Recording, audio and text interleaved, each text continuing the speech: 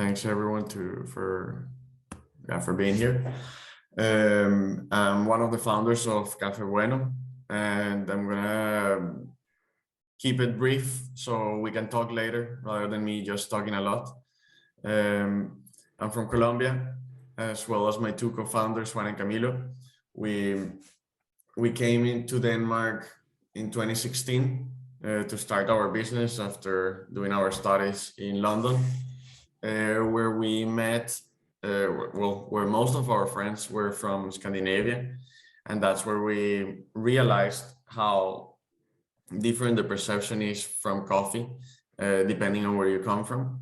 For us, I mean, we grew up seeing coffee from many different perspectives, not only as a beverage. Our Scandinavian friends mainly looked at it as a caffeinated beverage. And I mean, as a Colombian kid growing up, if you get a wound, I always tell this story, and if you have heard me before, you probably have heard it. It's like growing up, if you get a wound, you fall down, you get a wound, you're gonna get some coffee grounds on that wound, probably. And it sounds weird, but people just do it and it works. Also, they use it, adults, to dye their hair, for absorbing odors, for many different things. But that was one part. But then while we were doing our studies and going to coffee shops a lot, we realized how wasteful that value chain is, and started looking into what could the coffee grounds be used for, and first of all, what happened to those grounds.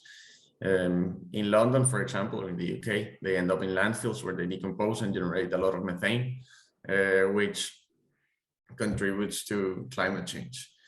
And on the other hand, we started looking into what made coffee reduce our inflammation in a wound when we were kids. And of course, we realized that it's not some Colombian witchcraft from grandmothers in Colombia, but rather a chain of biochemical reactions occurring between our skin and coffee.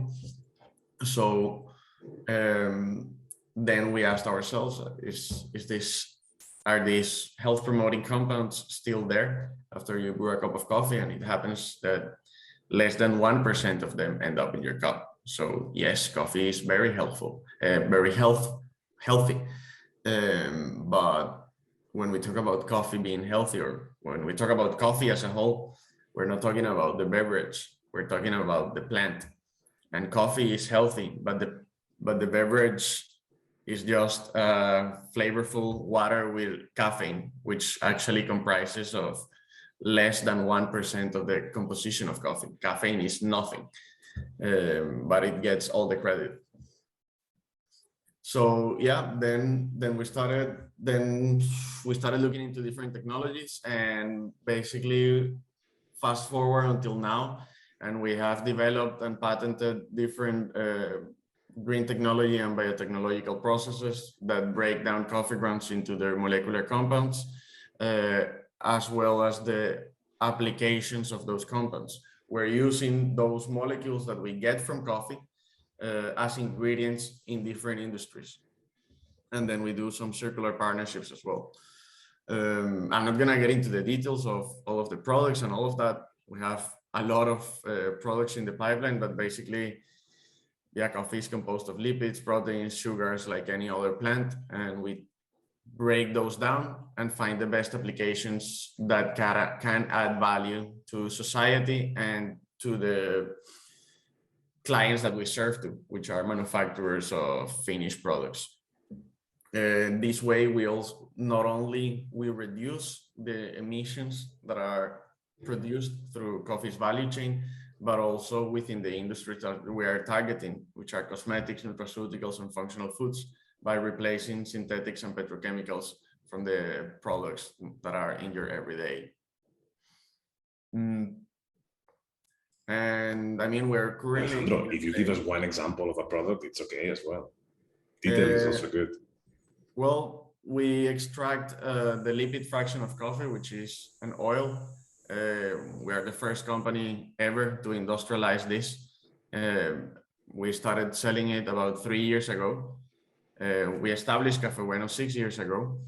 It took a while to develop, especially because it's quite difficult to maintain the integrity of the coffee grounds. Then we separate that oil, and we have done some studies that prove that it's good for anti-aging, skin barrier enhancing, hair care, and we sell it to companies like Nivea, for example. And then we also use the fibers that are left as an ingredient in food or in cosmetics as well. And I mean, we have 17 products in the pipeline. All of them are based from the molecules that we take from coffee. And I mean, just to conclude and maybe just give a little bit of an indication of what has happened in these 6 years. We have made some discoveries, but also some commercial traction, and now we are scaling up to build the world's first coffee biorefinery here in Denmark. We got a grant by the European Commission last year to make it happen, and we're in the process of raising our Series A as well. Can I bring Christian into the spotlight as well? Let me do Yes. this again. Hi, Can you hear me? Yeah, over to you. Oh, thank you. My name is Christian. I work for Meta, who was founded in 2006 as a design furniture manufacturer.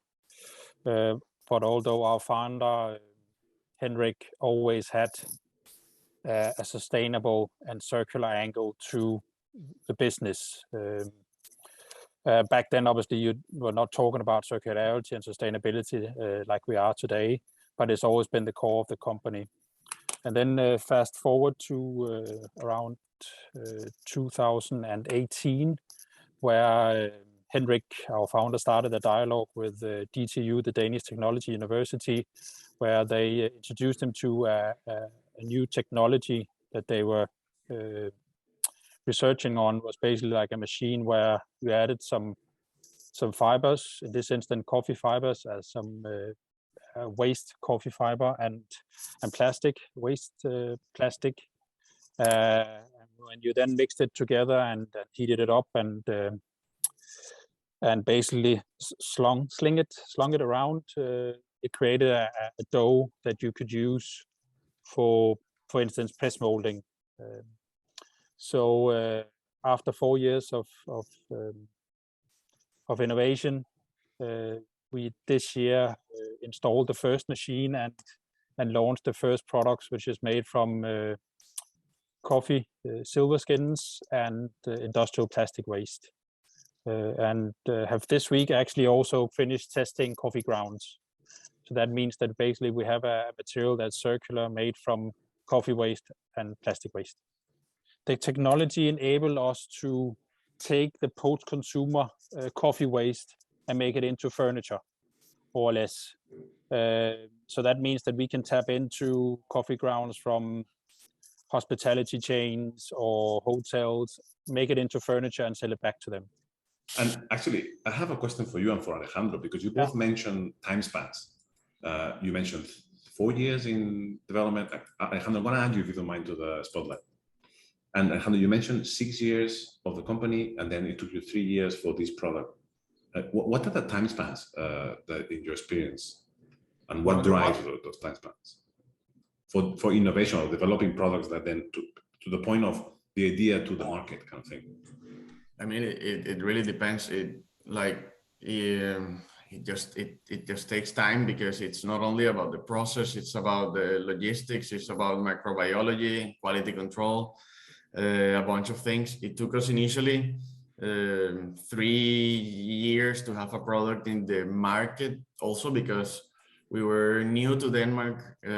We didn't know anybody, we didn't know the country, the city, anything. We didn't have a network.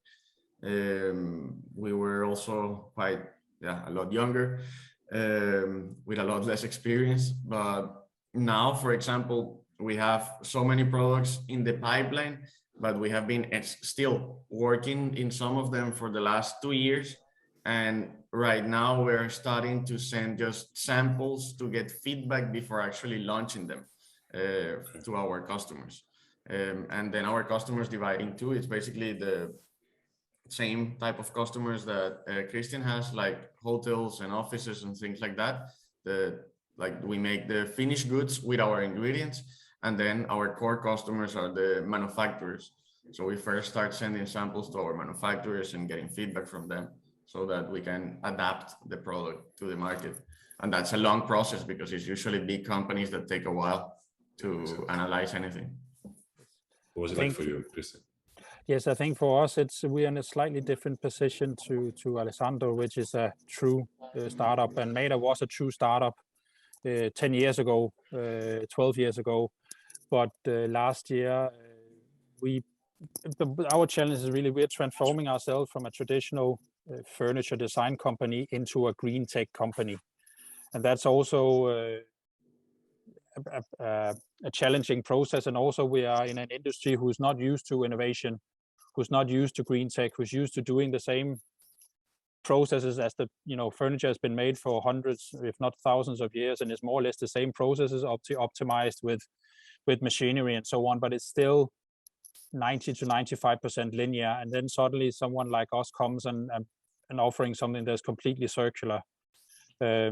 So in terms of going back to your question with innovation, the process of let's say making the material ready for production has taken three years, but we are maybe only 80 to 90% there, because what we can see by changing the materials, let's say we go from coffee to beer mask, which is a byproduct from the beer production. The material also changes its properties and aesthetical looks. So we are still in an ongoing innovation process just within our fields. So from a product from an idea to a final product can be everything from 6 months to 6 years. No, this is super interesting because, as you know, as Christina was saying before, the big hypothesis for these gatherings is that we collaborate and that we do things together that change the status quo, right?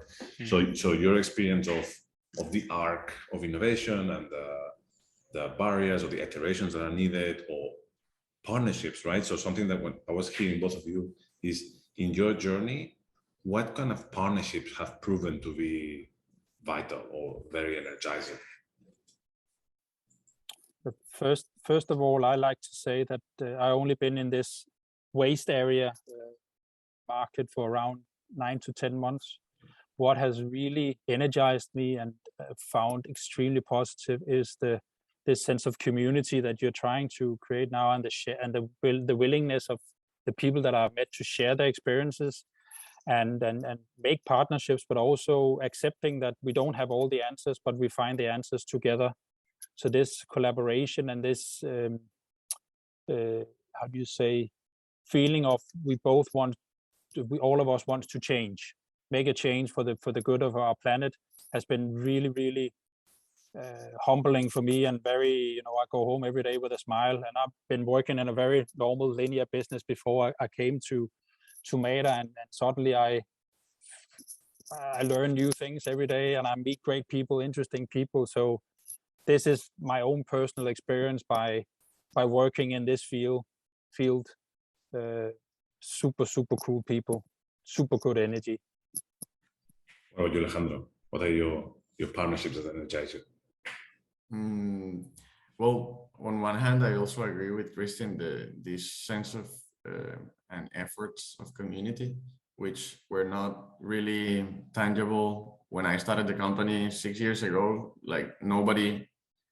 Not many people knew about circular economy or was even trying to do anything about it. And we approached companies and they were like, yeah, whatever. But now it's a big thing that people are aware that it is a big part of the solution to the transition to a bioeconomy. But more specifically, some key partnerships that have helped in our traction have been with knowledge institutions, laboratories, development partners, and commercial partnerships for sure. And I can also agree to the sense of urgency has sort of changed.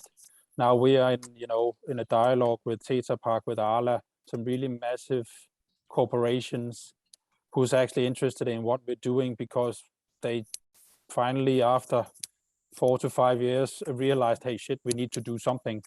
And now they're also accepting that they cannot find partners that can answer all their questions and tick all their boxes, but they're also willing and open to work with people and companies who is small and not having all the answers, but can help them on the journey towards becoming circular. But still, we have faced a lot of challenges with the big corporations, because the decision-making process just takes forever. They talk to you in May, and then if you're lucky, you get an answer back in August, and then they have another meeting. So the whole process is very, very time-consuming and very stop-start. Yeah, that is. And we don't have coffee to waste. We don't have time to waste either, right? No, but I also experienced that, like with the companies that we work with, a sales cycle can take anywhere between 2 to 4 years to close a deal. And as a startup, I mean, you start getting cash flow problems. So of course you need to get creative and then do some projects to generate revenue in the meantime. And I mean, that whole lack of cash flow, constant lack of cash flow, and not wanting to give equity forces you to get creative. And when you are forced to get creative, I think is when the best solutions come, because yeah, you always also have in the back of your mind, like the purpose of this company is to not make more emissions and waste. So then, but we need money now. So how can we do it in the best way? And then after that, you find out a business model that you didn't think about that can actually be scalable and make a lot of money while reducing the emissions. Yeah.